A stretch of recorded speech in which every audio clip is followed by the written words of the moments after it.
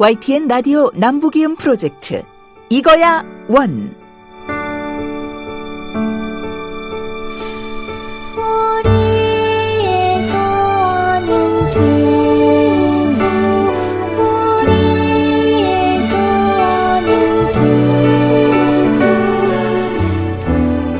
통일은 대박이다. 한국뿐만 아니라 동북아를 넘어 통일 준비의 핵심 사업 중 하나는 통일 재원을 마련한 일입니다.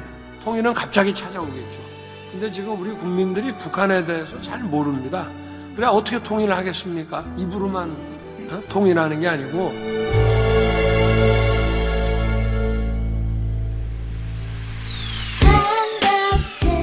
남북을 이어주는 사람 사는 이야기 평화통일 스토리텔러 김우성입니다. 박근혜 이명박 전 대통령과 현 윤석열 대통령까지 차례로 통일을 이야기하는 목소리 들려드렸습니다. 2000년대 이후로 대통령 자격으로 남북 정상회담을 하지 않았던 행정수반들이었죠. 하지만 통일에 대한 각각의 의지가 있었습니다. 통일은 국가의 의무로 헌법 제4조에 명기되어 있습니다. 대한민국은 통일을 지향하며 자유민주적 기본 질서에 입각한 평화적 통일 정책을 수립하고 이를 추진한다. 헌법입니다.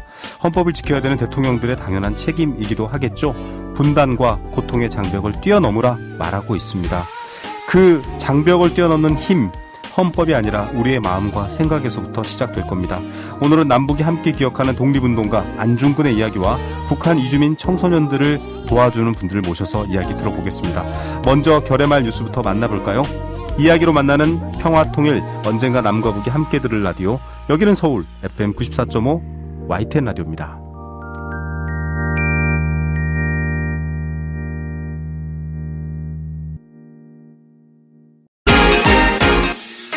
남남북녀 남앵커 북 아나운서 같은 듯 다른 말 결의말 뉴스. 자, 말 좀 몰라도 괜찮아요. 이롭습니다. 네, 소통을 위한 작은 발걸음 결의말 뉴스입니다. 자, 결의말을 전해주는 대표 방송원.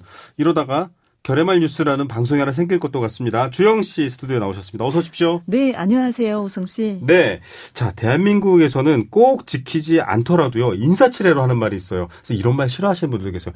언제 밥 한 번 먹자. 아이, 밥 한 끼 해야지. 이런 표현을 많이 쓰거든요. 좀 뭐랄까요, 그냥 우리 연락해 이 정도의 의미 같은데 북에서도 이런 표현이 있습니까?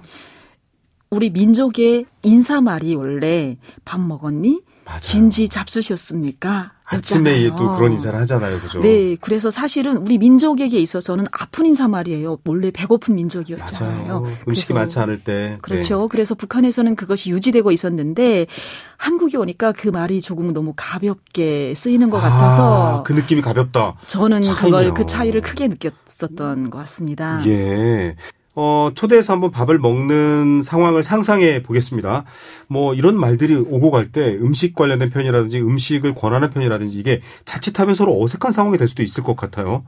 그렇죠. 거의 알아듣지 못하는 상황이 있지 않을까 싶습니다. 그래요? 네. 한번 약간 뭐랄까요, 연기는 아니지만 한번 한번 해볼까요, 실제로? 네, 제가 하는 말을 한번 듣고 뭘 먹자는 말인지 알겠습니다. 메뉴를 맞춰보시기 바랍니다. 자, 결의말 뉴스 3주면 북한 말 다 이해한다. 저도 한번 해보겠습니다. 도전. 오늘 점심에 남새로는 부루, 가늘게 썬 린지볶음을 준비했습니다. 뜨덕국과 다양한 찔개도 있습니다. 식사를 마치신 후에는 추리와 단벗을 먹겠습니다. 네, 방금 전에 했던 말은 취소입니다. 결의말 뉴스 3주면 평양에 가서도 통한다. 안 통합니다. 이게 무슨 말이에요 도대체. 정말 하나도 모르겠습니다.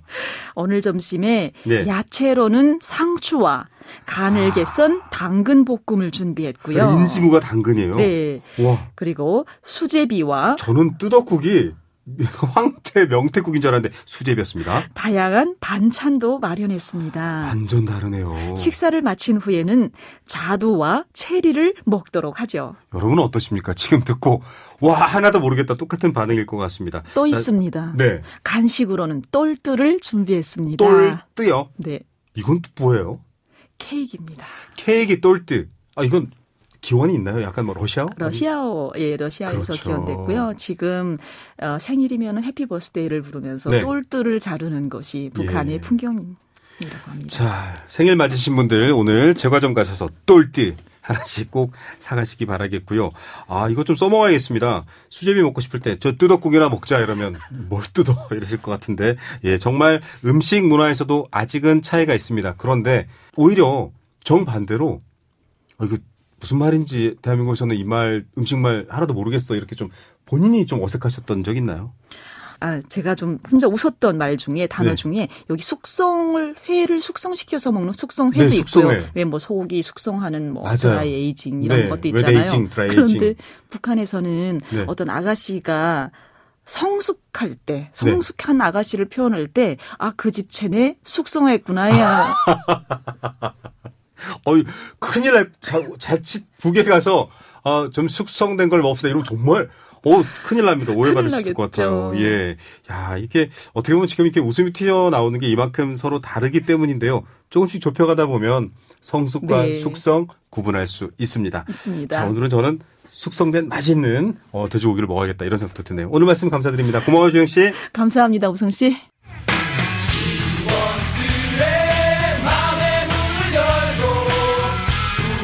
YTN 라디오 남북이음 프로젝트 이거야 원.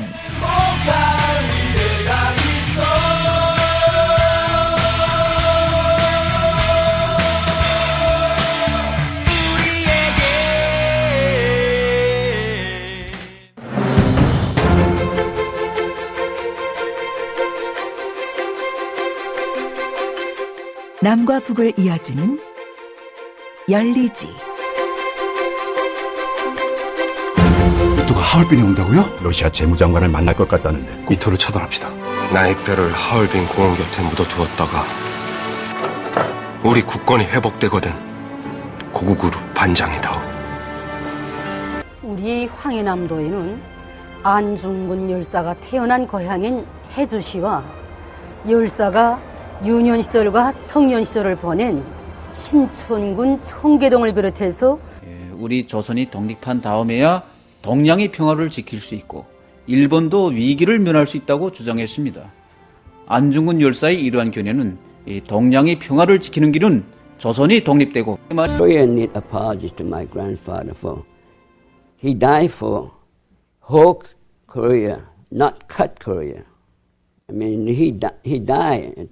대한민국, 만세, what happened to, 여러분들 모두 기억하시는 안중근 의사의 이야기라는 거 아실 것 같습니다. 113년입니다.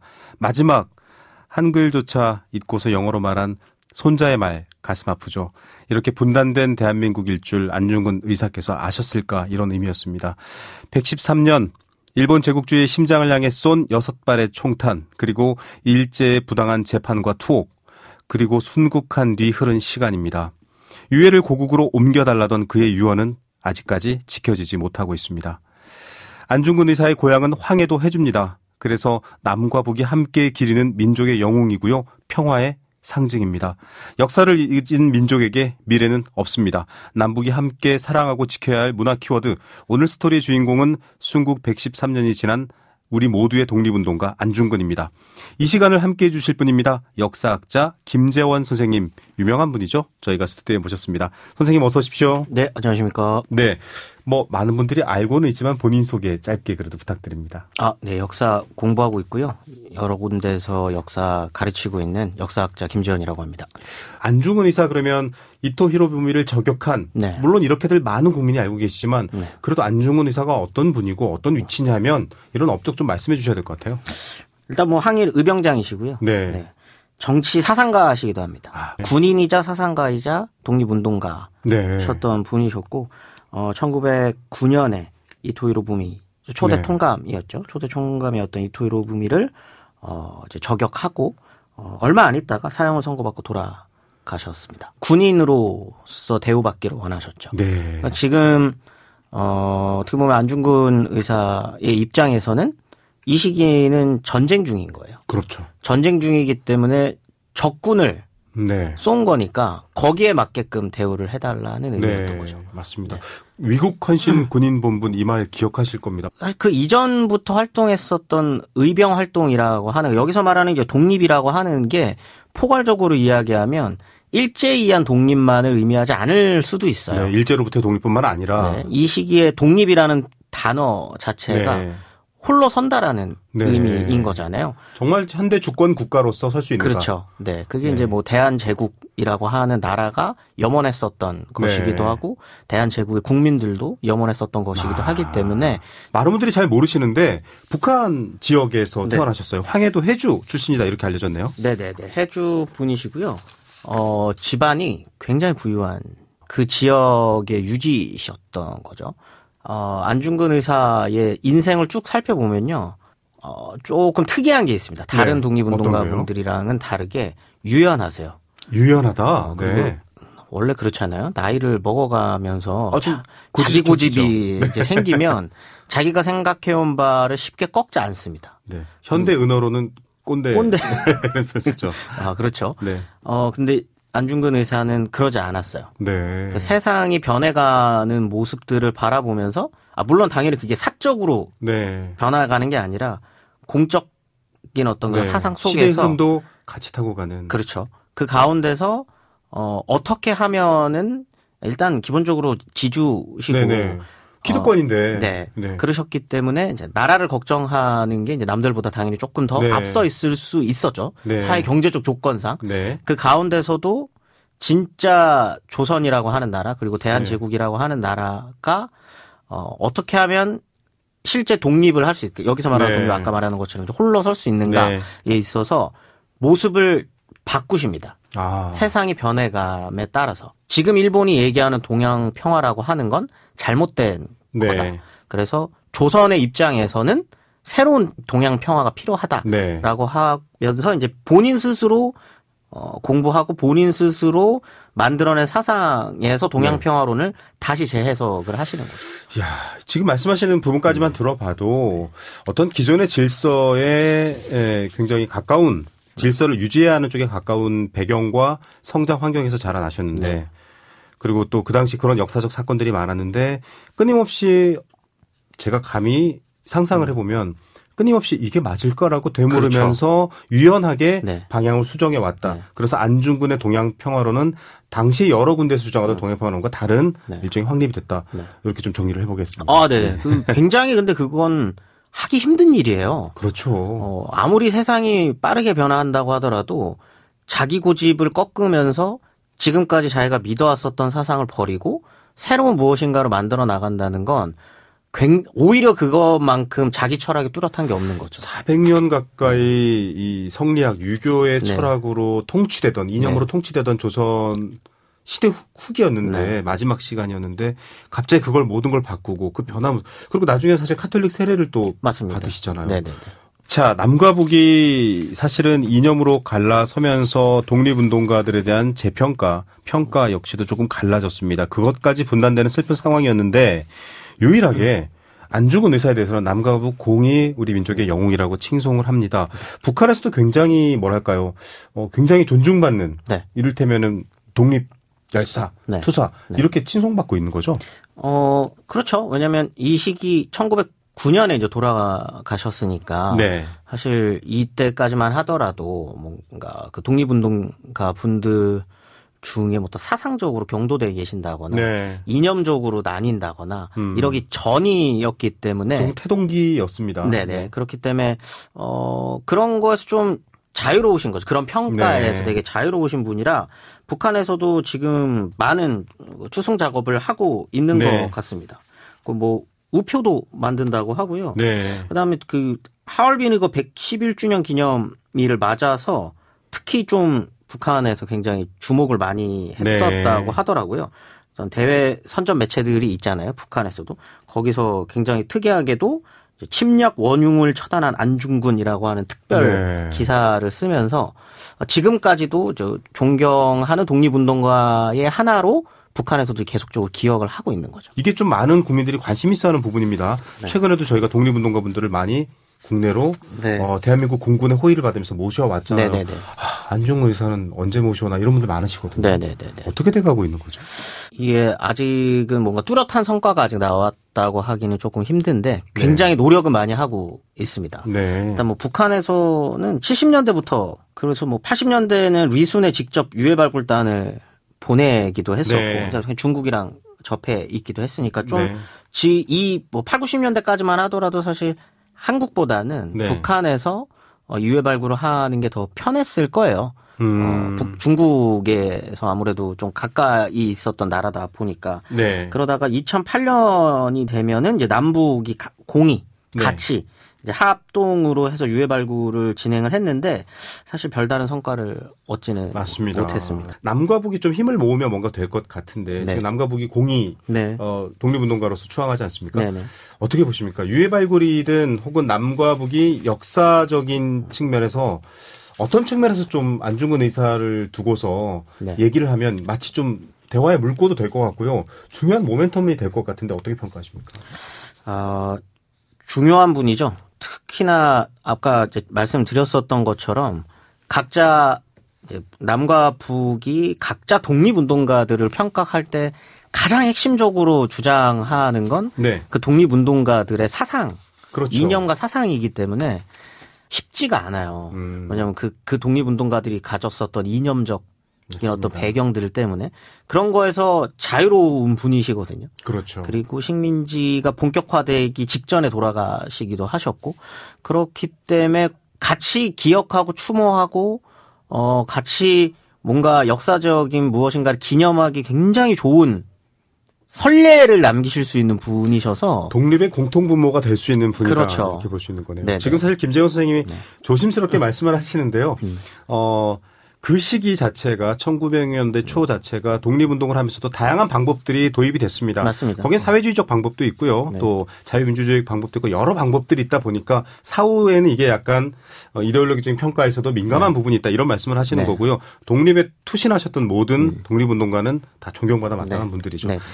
자, 이렇게 지금 좀 민감하면서도 중요한 부분들을 지적해 주고 있습니다. 과거에 대한 얘기, 안중근 의사에 대한 얘기를 많이 상세하게 하기보다는 어떤 가치가 있을지, 남과 북이 어떻게 만날 수 있을지에 대한 평가를 하고 있습니다. 왜냐하면 그 출발점, 연결되어 있었던 부분은 어디일까라고 생각했을 때 안중근일 수 있다라고 지금. 안중근 의사에서 그쳐서는 안 되고 네. 그 이후에 독립운동을 했었던 수많은 독립운동가 분들에 대한 이야기도 이제는 함께 할 수 있는 네. 시작점으로서 안중근 의사가 필요하지 않나. 저희가 앞서 이 런리지를 시작하기 전에 미국에 계신 안중근 의사의 손자분께서 울면서 영어로 떠듬떠듬 말합니다. 이렇게 분단돼 있는 그분은 대한민국 만세라고 하면서 돌아가셨는데 이렇게 분단돼 있는 나라가 뭐냐 이걸 보고 싶었겠냐라고 울먹이는 소리를 저희가 들려드렸잖아요. 역사학자로서 좀 상상력이 필요한 부분인데요. 안중근 의사께서 만약 분단을 보셨다. 뭐라고 하셨을까요? 이건 좀 상상의 영역입니다, 여러분. 본인만이 강조하는 사상에 매몰된다거나 그렇다기보다는 좀 더 큰 그림 속에서 포용하는 모습을 보이지 않으셨을까. 소름이 돋았습니다. 또 이거 상상의 영역입니다, 여러분. 여러분은 어떻게 생각하십니까? 안중근 의사께서 살아있었다면 이 분단을 뭐라고 말씀하셨을까요? 하지만 아직 기회는 있습니다. 남과 북이 함께 안중근 의사라는 공통분모에서 우리의 역사를 다시 돌아볼 수 있다는 얘기. 많은 생각을 할 수 있는 그런 시간이었던 것 같습니다. 오늘 말씀 감사드립니다. 네, 감사합니다. 네, 역사학자 김재원 선생과 함께했습니다.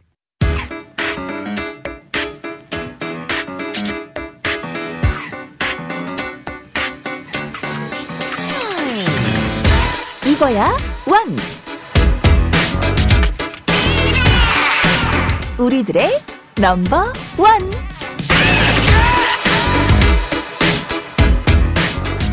독일 통일에 지대한 공을 세운 사람들, 그 속에 동독에서 태어나 서독으로 탈출한 이탈 주민이 있었습니다.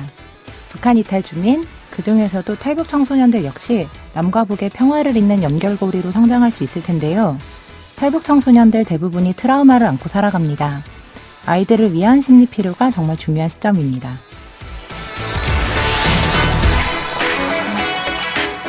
(2023년) 현재를 살아가는 북한 이탈 주민의 목소리, 그들의 삶을 들여다보고 귀 기울이는 시간입니다. 오늘은 특별히 탈북 청소년에 저희가 포커스를 맞춰볼 겁니다. 탈북 청소년들이 대한민국에 와서 잘 성장하고 정착할 수 있는지 여러분들도 궁금하시죠?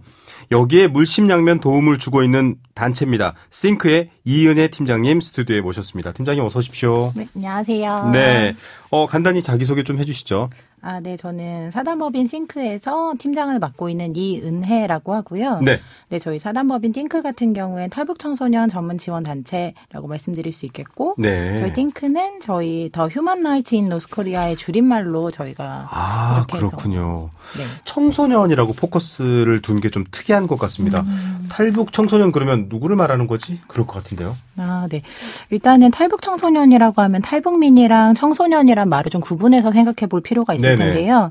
만 9세에서 24세를 규정하는 사람들을 탈북 청소년이라고 할 수 있겠습니다. 예, 우리 법에서도 말하는 청소년의 범위 그리고 북한의 이탈 주민에 해당하는 분. 그런데 좀 특이한 게 하나 있습니다. 엄마 아빠가 태국, 라오스, 중국 막 온갖 곳을 고초를 겪다가 와야 되는데 그 사이에 아이가 태어납니다. 이 친구들은 탈북 청소년이라고 할 수 있나요? 사실 규정상으로는 저희가 그 북한 이탈 주민의 보호 및 정착 지원에 관한 법률 에 따르면 제2조 뭐 1호 이렇게 되어 있는데요. 북한 이탈 주민에 대한 규정은 북한의 주소, 직계 가족, 배우자, 직장 등을 두고 있는 사람으로서 북한을 벗어나는 외국 국적을 취득하지 않은 사람들을 지칭하는 말이에요. 그래서 사실 북한 이탈 주민 청소년이라고 했을 경우에는 북한 출신에 있는 친구들을 말할 수 있겠는데요. 근데 저희가 지금 이렇게 말씀하셨던 것처럼 탈북 과정 속에서 태어난 친구들이 있어요. 왜냐하면 저희가 고난의 행군 이후에 탈북민들이 급격하게 늘어났고 그게 지금 벌써 20년, 30년이 가까워지고 있기 때문에 그 사이에 태어난 친구들이 지금 생겼고 그 친구들은 지금 제3국 탈북 청소년이라고도 부르고 있는데요. 네, 법적으로는 이 친구들은 북한 이탈 주민은 아니에요. 이따가 여쭤보겠습니다만 저도 저희 제작진도 이 방송을 준비하면서 지난번에 제가 그 강춘혁 작가라고요. 랩도 하시는 여기 나와서 저희가 재밌는 시간을 보냈는데 중국말도 잘하시더라고요. 맞아요. 근데 사실은 중국말이 더 귀 익숙해요라는 분들도 많다고 해요. 그래서 저희가 그 상황을 잘 세밀하게 봐줘야 되겠다. 왜냐하면 아직 청소년이고 대한민국에서 성장해야 되기 때문입니다. 그러니까 1차원적인 지원은 뭐 어떤 도움을 주거나 먹고 살거나 교육받거나 인간적인 권리. 네, 맞습니다. 그런 것들을 주는 것보다 이 아이들에게 롤모델을 제시하는 것이 훨씬 중요하기 때문에 독일 통일 연구 과정을 조금 연구해봐라라는 자문을 주셨어요. 그래서 저희가 너무 좋은 자문을 받고 독일 통일 과정을 엄청 공부를 하는데 굉장히 중요한 분을 찾았어요. 한스 디트리 겐셔라고 하는데요. 독일 분이신가요? 네, 맞습니다. 동독 출신으로 서독에서 외교부 장관을 하셨던 분이고 이분 같은 경우에는 그 자신이 동독 출신이었기 때문에 서독에서 이런 외교부 장관을 하셨을 때 이게 통일하는 과정들 속에서 동독 사람들의 막 동독일 정부의 입장을 헤아리면서 주변 나라들의 이런 컨디션들을 이렇게 바꿔나가시는 외교부 장관이셨기 때문에 양쪽을 모두 다 이해하고 소통할 수 있는 역할. 근데 사실 저희가 그런 얘들아 너네 정치해야 돼, 뭐 아니면 외교해야 돼. 뭐 이렇게 어려운 말씀을 하세요, 선생님. 네, 맞습니다. 팀장님 무서워요. 전혀 그런 거 아니었고, 저희들은 그냥 여러 분야에서 있는 롤모델들을 이렇게 줬으면 좋겠다라는 생각에서 찾게 됐는데, 이 겐셔라는 인물을 찾고 나서 저희가 들었던 생각이 뭐냐면, 이 아이들은 다양한 배경을 가지고서 지금 대한민국에서 살고 있기 때문에 이 친구들은 만약에 북한에 있는 사람들이 이 말을 했다면 이거에 대한 이해를 할 수 있어요. 저 사람들은 지금 북한 출신으로서 북한 사람들이 이런 생각을 가지고 지금 저 말을 했구나. 대한민국 사람들은 지금 대한민국 사람으로서 저 말을 했구나라고 안에서 이렇게 섞여서 융합할 수 있고 다시 한번 해석해서 사람들에게 알려줄 수 있는 능력이 있다는 걸 알게 된 거죠. 저는 이 프로그램 진행하면서 소름이 자주 돋습니다. 왜냐하면 저도 이제 시사 프로그램이고 시사 프로그램 앵커도 하면서 보는데 탈북민 출신 청소년이 잘 성장해서 통일부 장관이 됩니다. 그리고 남북한이 중요한 협상을 하는 시점에 그분이 통일부 장관으로서 누구보다 통일을 원하는 사람으로서 남북 사이의 이해와 가결을 맺는다. 지금 이 얘기로 저는 막 상상이 되는 건가요? 말씀하시는 게 그런 부분이잖아요. 네, 맞습니다. 근데 뭐 반드시 너네가 통일부 장관 해야 돼, 뭐 너네가 외교부 장관 해야 돼, 뭐 이런 얘기를 하고 싶은 건 전혀 아니에요. 그럼요. 되고 싶은 얘기를 할 수 있다. 뭐 굳이 정치 외교 분야가 아니어도요. 지금 말씀하셨던 것처럼 사회 통합. 왜냐하면 북한 이탈 주민이 굉장히 많은 수가 살고 있습니다. 그 사회 통합을 맡는 담당하는 풀어가는 뭐 민간 공공의 영역에서 충분히 역할을 할 수 있다. 이런 얘기인 것 같습니다. 그리고 탈북 청소년 중에서도 여성의 비율이 지금 50%가 넘더라고요. 그렇기 때문에 지금 여성으로서 있는 겪을 수 있는 안 좋은 일들, 성적인 여러 가지 고통들. 네, 맞습니다. 그런 일들을 겪어온 친구들은 당연히 그런 성폭력의 피해에 있는 트라우마들이 있을 테고요. 맞습니다. 아이들 같은 경우에는 제3국 출신 친구들 이야기예요.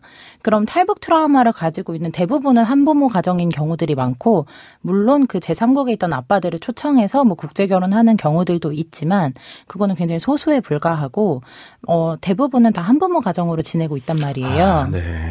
네, 그래서 어머니 같은 주 양육자가 한부모 가정인데 탈북의 트라우마에 어머니들은 시달리고 있고, 그 트라우마가 아이에게 또 전가되기도 하면서 한부모 가정이니까 아이를 돌볼 수 있는 시간이 많지 않단 말이에요. 그러니까 아이들은 극심하게 또 이제 정체성의 혼란 같은 게 오는 거죠. 아, 나는 북한에서 태어나지 않았는데 탈북 청소년이라고 지금 불려지고 있고, 그렇다고 하면 지금 내가 대한민국에 살면서 의지할 수 있는 게 엄마라는 가족인데 엄마랑 산 사람 경우는 사실 길지 않고, 왜냐하면 제3국에서 대부분 아빠랑 지내다가 엄마가 환경이 나아지면 초청해서 데리고 오는 경우들이 많거든요. 아, 그렇군요.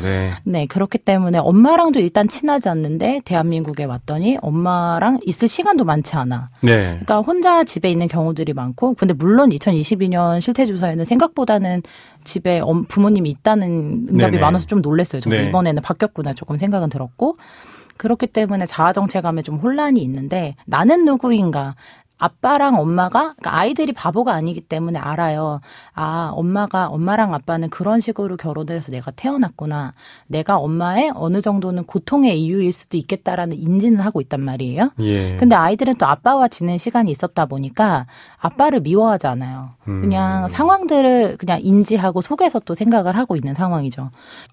저희가 지금 여기 그냥 북한 이탈 청소년 같은 경우에는 지금 대학 등록금, 그리고 또 여기 취업 준비금, 이렇게 많은 지원들이 있지만 제3국 원래는 지금 북한 이탈 출신 청소년들보다 제3국 출신 친구들이 훨씬 더 많음에도 불구하고 사실은 이게 북한 이탈 주민보다는 지원 제도가 좀 적기 때문에, 청소년 시기에 워낙 민감하기 때문에 사실 그 부분은 좀 많은 분들을 얘기를 들어보고 또 도움을 받아야 될 것 같습니다. 싱크에서도 지금 그런 부분을 관심 갖고 계시기 때문에 뭐 지금 팀장님께서도 사실 선생님으로 아이들과 친밀하게 많은 얘기를 듣고 있는데, 저는 놀란 게 있습니다. 굉장히 세련되고 부드럽고 경쾌한 음악을 하나 제가 잠깐 들려드릴 텐데요. 앞부분 좀 듣고 오시죠.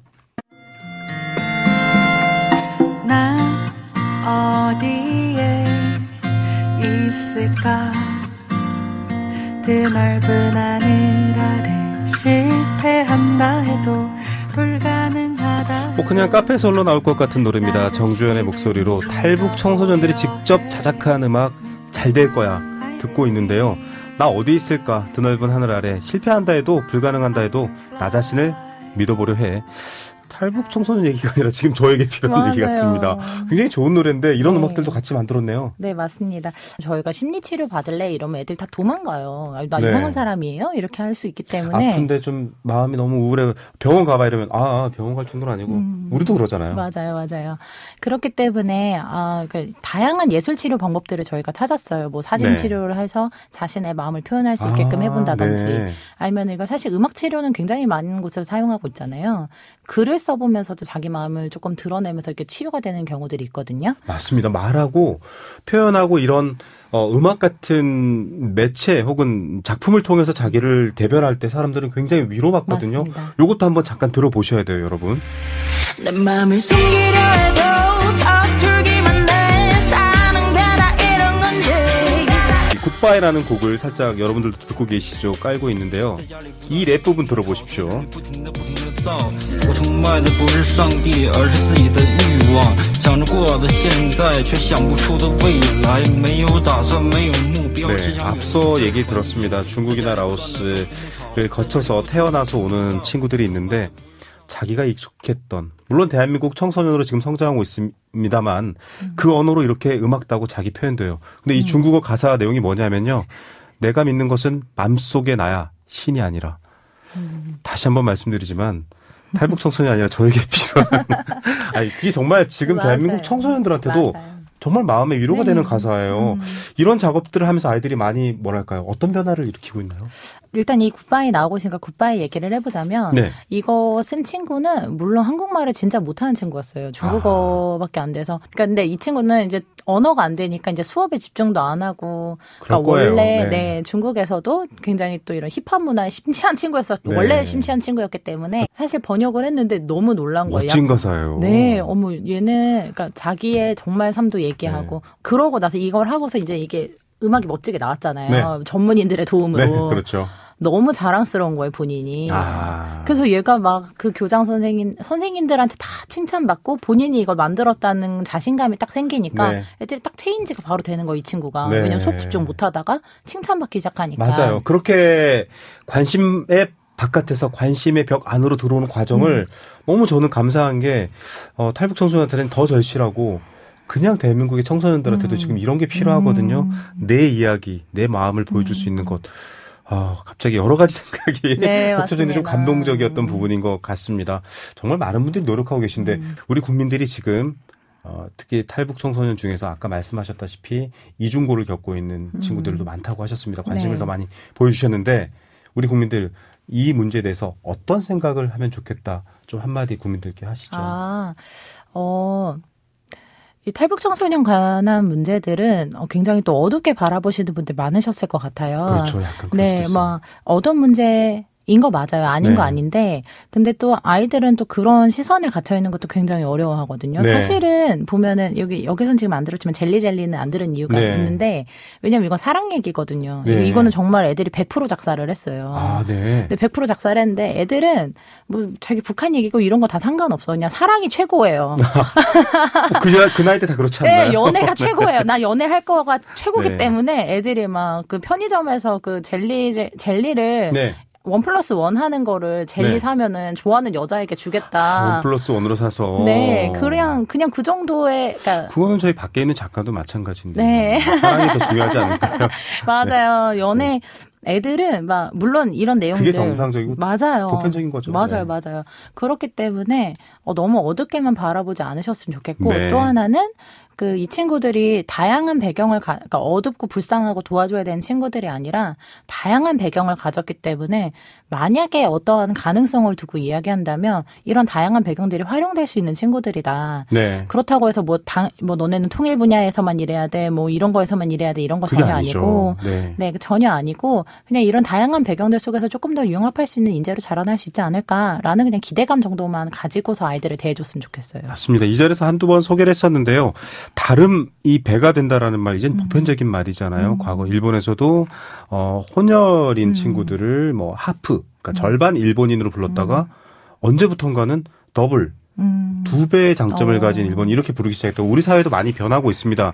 다양한 문화가 다양성 있을 때 더 배가 되는 사회 여러분들도 응원해 주셨으면 좋겠고요. 저희도 계속 관심 갖고 응원하도록 하겠습니다. 언제 한번 아이들을 보고 싶네요. 스튜디오에 올 수 있으면 한번 저희가 모셔서 특별한 시간을 또 마련하도록 하겠습니다. 젤리는 무한 공급해드리도록 하겠습니다. 자, 탈북 청소년들의 안식처, 그들의 꿈, 그들의 평범한 사랑을 응원하는 곳이었습니다. 사단법인 싱크에 많은 일을 하고 계시네요. 이은혜 팀장님과 함께했습니다. 감사합니다. 네, 감사합니다.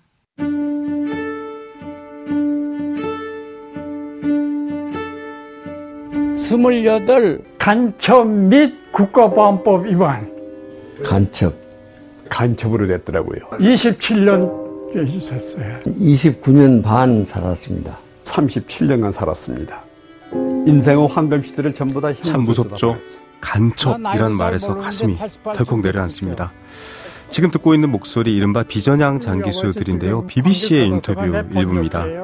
교도소는 일빵빵빵에 주민등록증이 없기 때문에 그 번호는 없는 거예요. 우리는 거기 들어가서 무슨 대우를 받겠다 그것이 아니거든요. 가족들 한번 만나보고 주는 것이 원이기 때문에 그것만 하고 그 이튿날 죽어도 나는 소원이 없어요.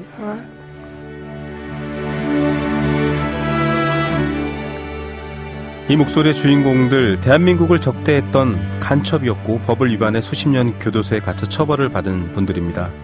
그런데 그 무섭고 서슬퍼런 간첩이라는 말도, 교도소가 본적지라는 말도 수십 년 세월이 지나고 나니까 그리움이라는 말에 다 덮여버리는 것 같습니다.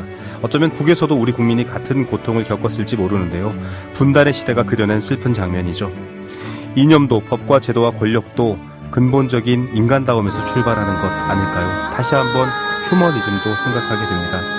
비전양 장기수를 다룬 영화 선택에 이런 대사가 나옵니다. 선택은 둘 중 하나를 고르는 것이 아니라 둘 중 하나를 버리는 것. 우리의 선택은 무엇을 버리고 무엇을 고르게 될까요? 오연준의 목소리 고향의 봄 들려드리면서 인사드리겠습니다. 저는 평화를 꿈꾸는 따뜻한 통일 스토리텔러 김우성이었습니다. 이 프로그램은 방송통신위원회와 정보통신정책연구원이 함께합니다.